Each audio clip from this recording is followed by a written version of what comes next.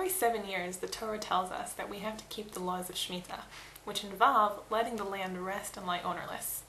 There's additional laws of Shemitah that involve money, known as Shemitat Kesafim. The laws of Shemitat Kesafim tell us that any loans that were taken out during the first 6 years of Shemitah, during the 7th year become null and void, and the lender does not receive the money back from the borrower. He does not have to pay the money back. This gives us a totally new perspective on what it means to give a loan in Judaism. One might have thought that on one hand we have tzedakah, where you very generously give of your money to someone else with no expectation of receiving it back, and that's a very nice thing to do. And on the other hand, we have something called a loan, where the lender gives money to a person in need and expects to receive it back. There's protection in place that he's meant to receive that money back. But we see now with the laws of Shemitat Kesafim that's not necessarily the case. The Torah even goes so far as to tell us in Devarim Perek Tesvav Pasuk Tes, when it's discussing these laws, Hishamer lecha pen yiheh davar im levavavcha bli'al. You have to be careful lest you come up with this following very, very terrible thought. Limor, karva shnas sheva shnas hashmita. The Shemitah year is approaching. V'ra'a einecha be'achicha ha'evyon v'lo titin lo. And you look negatively on to the person who's the poor person who wants the money, and you don't want to give him. V'kara alecha el Hashem v'haya b'cha chet. And this person is considered as one who has done a sin.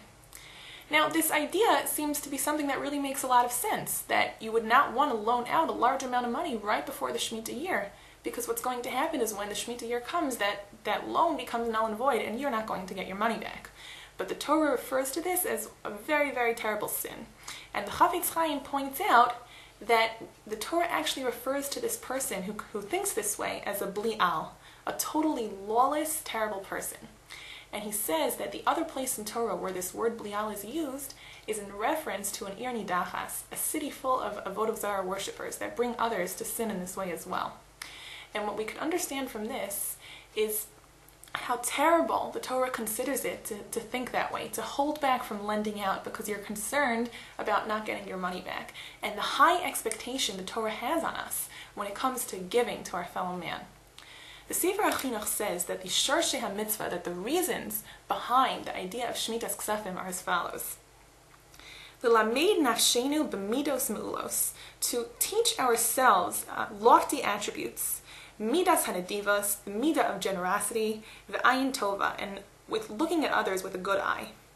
In addition to that, u'likboa bilvavenu habitachon hagadol b'Hashem baruch hu, and to instill within our hearts bitachon in Hashem, that if one is going to be making loans with true bitachon, they're not going to be concerned about not getting their money back, because as the Orach Chaim says, when one lends out money, he is simply giving the money back to the person who it was really meant for in the first place. When you have money that is extra, that you don't need, that you can give to others, that was really meant to go to them, and Hashem is just giving you an opportunity to give. I'm going to end off with the way Rav Hirsch describes the Jewish concept of giving. He says, the Jewish conception of giving is not the kind that makes the giver proud and humbles the recipient, but rather as an act of duty that every necessitous person is given the right by God to claim. He's saying that tzedakah is something that is a law. It is not something that you should be proud of doing, that you should feel that you're the most wonderful person that you're giving to someone else, but rather you're just simply restoring the proper order, that you're doing what you absolutely 100% are obligated to do. And then we should give with generosity and with humility.